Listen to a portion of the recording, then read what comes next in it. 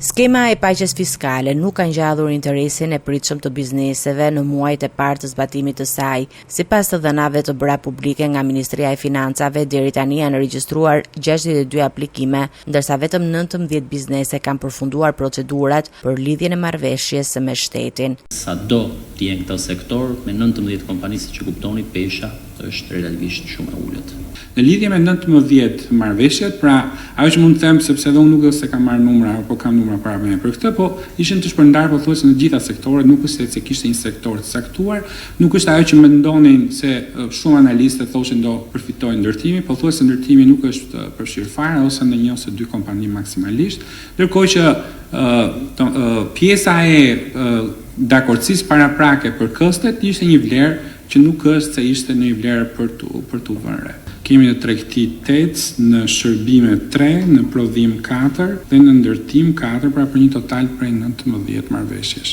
Ndryshe nga paqja fiskale, më i larti ka rezultuar interesi për skemën e faljes së detyrimeve tatimore dhe doganore. Sipas Ministrisë së Financave, deri më tani janë përfshirë detyrime me gjoba me vlerën e rreth 416 milion euro.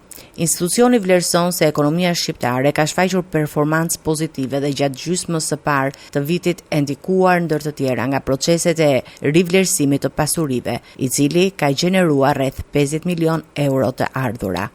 Sipas parashikimeve të Ministrisë së Financave, do të ketë deri në fund të vitit një rritje prej 4%, ku padyshim sektorët me kontributin më të madh janë sektori i shërbimeve dhe sektori i investimeve, qofshin to private apo publike. Parashikimi ynë është që deri në fund të vitit 2026 prodhimi i brendshëm bruto të arrijë në nivelin e 29 miliard eurove, ndërsa, ashtu siç kemi thënë dhe më herët, deri në fund të mandatit, pritshmëritë tona janë që prodhimi i brendshëm bruto të shkojë në masën e 35 miliard eurove.